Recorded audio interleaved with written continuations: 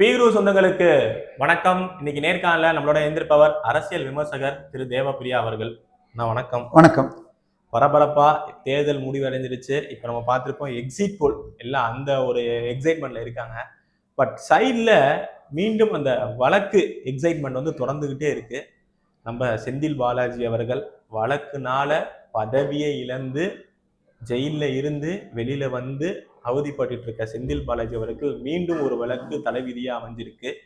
அவரோட அந்த ப்ரொக்யூர்மெண்ட் இபில பண்ண அந்த வழக்கு, டிரான்ஸ்ஃபார்மர்ல ஊழல் நடந்திருக்குங்கிற வழக்கு அவங்க ஒரு அறப்போர் இயக்கம் போட்டதுல சிபிஐக்கு மாற்றப்பட்டிருக்குது.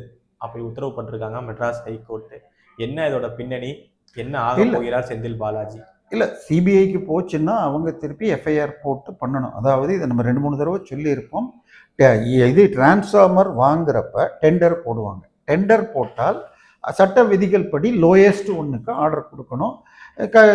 அதிகபட்சம் L2 L3 பேசி L1ஓட மேட்ச் பண்ண முடியுமான்னு பார்த்துட்டு அவங்க இருந்தால் பார்க்கலாம். இல்லை L1 டெக்னிக்கலி டிஸ்குவாலிஃபைடாக இருந்தால், அவங்க வேற எங்கேயாவது சப்ளை சரியில்லை அப்படின்னு கண்டிஷன்ஸ் இருந்தால் அவங்கள விட்டுட்டு L2க்கு போகலாம். இங்கே நடந்த காமெடி என்னன்னு சொன்னால், 38 பேர் போடுறாங்க. அதில் 29 பேர் அன்னைக்கு டெண்டர் அன்னைக்கே குவாலிஃபை ஆகியிருந்தாங்க.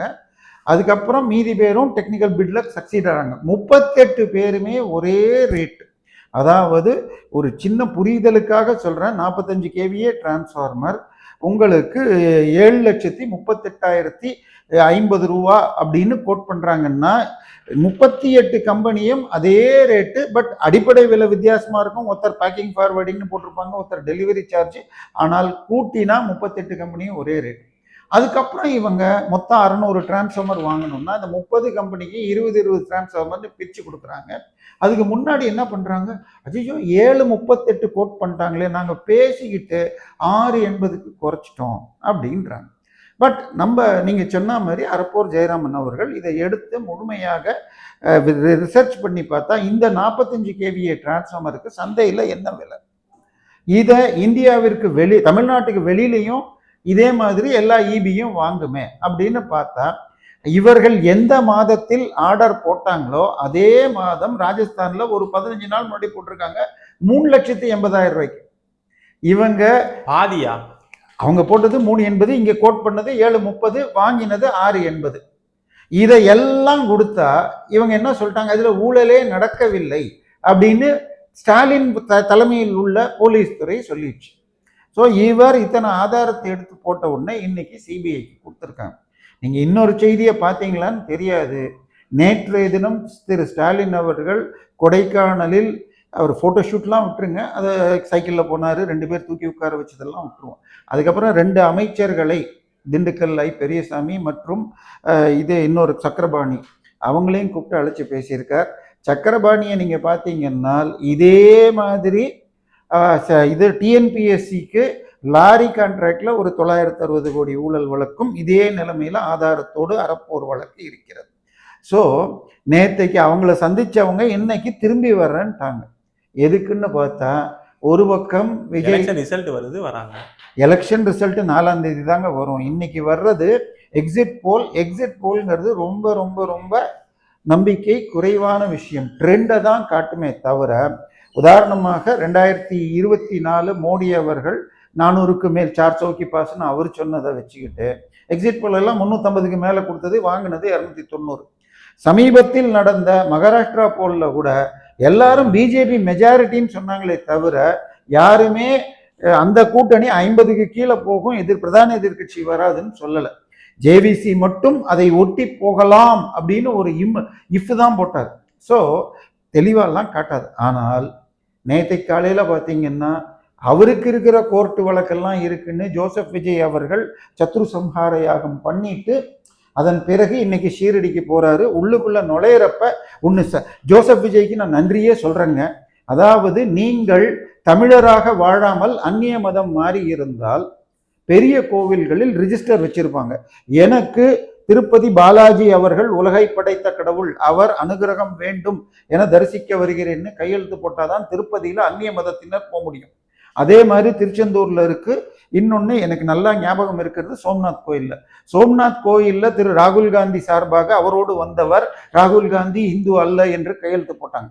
இதே திருப்பதியில பார்த்தா அவர் கவுல் பிராமணன் எலெக்ஷன் எங்க உங்களுக்கு வேணும்னா அந்த இதோடைய அவர் கையெழுத்து போட்ட இதோட எங்கிட்ட இருக்கு. ஆனால் அவர் போடல, அவரோடு வந்த காங்கிரஸ் செக்ரட்டரி போட்டார். சரியா? அதே நேரத்தில் திருப்பதியில 5 வருஷம் பல முறை சென்ற சாம்வேல் ஜெகன் ரெட்டியாக இருக்கட்டும், அவர் மூலமாக சோனியா போனப்ப கையெழுத்து போடாம வேணும்னே சுத்திட்டு போவாங்க. அப்போ உனக்கு நம்பிக்கை இருக்குன்னு கையெழுத்து போடுறதுக்கு நம்பிக்கை எல்லாம் எதுக்கு வர? போட்டோ ஷூட்டுக்கா, மக்களை ஏமாத்துறதுக்கா? இதுல எல்லாம் இன்னொரு காமெடி பார்த்தீங்கன்னா, போன ஒரு 20 வருஷத்துக்கு முன்னாடி மங்களூரை சேர்ந்த ஜாஃபர் ஷெரீஃப்னு ஒரு அமைச்சர், அவரு திருப்பதிக்கு போறப்ப கையெழுத்து போட்டுட்டு போயிட்டார். உடனே யாரோ எடுத்து அதை சொன்ன உடனே, எப்படி இப்ப நான் சோம்நாத்துக்கு சொன்னனோ அப்படி சொன்ன உடனே அவர் என்ன பண்ணிட்டாரு, அவங்க மதத்துல அல்லாவை தவிர வேற கடவுளை வணங்கக்கூடாதுன்னு எனக்கு ஏதோ லைப்ரரிலாம் இதுன்னு நினைச்சு போட்டேன். நான் அப்படியெல்லாம் பாலாஜி ஏத்துக்கலன்னு, ஐ மீன் அந்த அர்த்தமா இருந்தா நான் போகாம கூட வந்திருப்பேன் அப்படின்னு சொன்னார். ஆனா விஜய் இதையெல்லாம் விட்டுட்டு சைன் பண்ணிட்டு போயிருக்கார். அவர் விவாகரத்து வழக்காக இருக்கட்டும், 100 கோடி சொத்தையை கணக்கில் காட்டலன்னு சொல்ற வழக்காக இருக்கட்டும், அதுல எல்லாம் தப்பிக்கிறதுக்கு அவர் யாகம் பண்றார். இன்னைக்கு ஷீரடி போறாருன்னா போகட்டும், பட் அந்நிய மதம்னு ஒத்துக்கிட்ட வரை அவர் இது பண்ணுவோம். ஜோசியர் வழிகாட்டலில் போகிறார். அவருக்கு ஒரு ஜோசியர்னா நம்ம துர்காமா பத்தி உங்களுக்கு தெரியும், ஒட்டகத்தை வச்செல்லாம் பூஜை பண்ணியிருக்காங்க. சரியா? கோ பூஜையை பார்த்துருக்கோம், யானை பூஜையை பார்த்துருக்கோம், ஒட்டக பூஜை நான் இது வரைக்கும் கேள்விப்பட்டதில்லை. ஏன்னா திமுக காரங்க தான் நமக்கு நிறைய சொல்லி தருவாங்க. இப்ப உங்களுக்கு வழக்கு வந்துச்சுன்னா எந்த கோயிலுக்கு போகணும்? வழக்குறுத்தீஸ்வரர் கோயில் இருக்குன்னு நேரு அவர்கள் போனது இல்ல இல்ல இல்ல இல்ல இல்ல கனிமொழிக்காக கிறிஸ்துவர் வசந்தி ஸ்டான்லி எம்பி போனாங்க. அவங்க போனதுக்காக ராஜ்யசபா எம்பி கிடைச்சது. வசந்தி ஸ்டான்லின்னு காஞ்சிபுரம் பக்கத்தில், அது நம்ம பீப் சாங்னு ஒன்று இவர் சிம்பு போட்ட உடனே டி ராஜேந்திரன் போனார் வழக்குறுத்தீஸ்வரர். KN நேரு போனது சட்டநாதர் கோயிலுக்கு. நம்ம இவங்க தமிழ்நாட்டின் அம்பானி இருக்காருங்களே, நம்ம இது கலாநிதி மாறன், அவருடைய மனைவி அக்கா செல்வி எல்லாம் காளஹஸ்திக்கு போய் பரிகாரம் பண்ணாங்க. ஸோ எங்கெங்க போகணும்னு நீங்க அங்கே கத்துக்கலாம். இப்போ அதே மாதிரி குருவாயூர்ல போய் தங்கத்துல கிரீடமோ என்னமோ ஆத்திக காரங்களுக்கு கூட தெரியாது போலியே இதெல்லாம். இல்ல, அவங்க நீதியை நிதியால் வெல்றது, கடவுளையும் அப்படி ஐஸ் வைக்கலாம்னு பாக்குறாங்க. அவர்களுடைய கர்ம பலன்கள் இருந்தால் சில காலம் தள்ளி வைக்கலாம், பட் வேற மாதிரி தண்டனை கிடைச்சிடும். சரி, கனிமொழிக்கு சட்டப்படி தண்டனை கிடைக்கலன்னாலும் உள்ள இருந்தப்ப நிச்சயமா எந்த அளவுக்கு வருத்தத்துல இருந்திருப்பாருங்கிறது ஒரு தந்தையாக நம்ம உணர முடியும். ஸோ கடவுள் கலியுகத்தில் நேரடியாகவே கொடுப்பார். அதை இவங்க எவ்வளவு கொஞ்சம் அந்த கர்ம பலன்களால் தள்ளி வைக்க பார்க்குறாங்க. ஏன்னா பரிகாரம்னு ஒன்று கிடையாதுன்னு பார்த்தசாரதின்னு ஒரு பெரிய ஜோதிடர் திருவல்லிக்கேணியில் இருந்தவர், நீங்க பரிகாரம் பண்றப்பவே உங்களுடைய கெட்ட நேரம் குறைஞ்சு போச்சு, அதனாலதான் கடவுளை நினைச்சிட்டீங்க. அதனால இவர்கள் செய்யட்டும் எதாக இருந்தாலும். பட் இன்னைக்கு அவங்களுக்கு என்ன பிரச்சனை? யாருக்கு? முதல் குடும்பத்துக்கு என்ன பிரச்சனை? ஏன் அவங்க ஜோசியர் சொல்றத போகணும்? KN நேரு அவர்கள் பேர்ல நேத்தைக்கு ஹைகோர்ட்ல கிளாரிபிகேஷன் திரு இன்பதுரை MP அதிமுக போட்டதுல நாங்க யாரும் வழக்கு போடுன்னு சொல்லலையேன்னு சொன்னதாக ஒரு பத்திரிகை செய்திகள் வருகிறது. தெளிவாக 2 வழக்குகள் KN நேரு பேர்ல ஏன் போடவில்லைன்னு வந்தப்ப ஒரு அப்சர்வேஷனாக அன்றைக்கு ஃபர்ஸ்ட் பெஞ்ச், இப்ப அந்த தலைமை நீதிபதி டிரான்ஸ்லேட்டர், இது பிரைமா ஃபேசி எல்லாமே ED கொடுத்துருக்கிறதுனால என்கொயரி பண்ணிட்டு FIR போட வேண்டாம், FIR போடணும்னு சொன்னதுக்கு கண்டெம்ட் போட்டிருக்காரு. அது ஜட்மெண்ட்ல இல்லைன்னு சொல்லிட்டு நான் அப்படி ஒன்றும் டைரக்ஷன் இல்லைன்னு நேற்று அப்சர்வேஷன் வந்திருக்கு. இப்போ அந்த ED லெட்டருடைய காப்பிகள் பெரும்பாலும் சர்க்குலேட் ஆச்சு. நம்ம ஃபுல்லாலாம் பார்க்கல. அந்த லெட்டர்ல 2538 ஸ்கிரீன்ஷாட் இருக்கு. அதுல 3 IAS அதிகாரிகள், 6 IPS அதிகாரிகள், நாங்கள் பார்ட்டி ஃபண்டை இந்த கம்பெனி கொடுத்துச்சு, பார்ட்டி ஃபண்ட் கொடுத்த கம்பெனிக்கு அடுத்த மாசம் டெண்டரை கொடுத்துருங்கோ. டெண்டர் போடுறது எதுக்கு? யாரு லோயஸ்ட் அவங்களுக்கு கொடுக்கணும். ஆனா டெண்டர் அடுத்த மாசம் பார்ட்டி ஃபண்ட் வந்துருச்சு கொடுத்துருங்கோ அப்படின்னு KN நேருடைய தம்பி அவர் மூலமாக துறைக்கு போகுது. ஸோ இதெல்லாம் வந்திருக்கிறதுனால பார்ட்டி ஃபண்டுங்கிற வார்த்தைக்கு அர்த்தம் அது தலைமை குடும்பத்துக்கு நேரடியாக போகணும். ஸோ அந்த FIR-ஐ எவ்வளோ நாள் தள்ளி வச்சிருக்காங்களோ அந்த வழக்கை இழுக்கலாம். அது இன்னும் 10 நாள், அதிகபட்சம் 10 நாள்.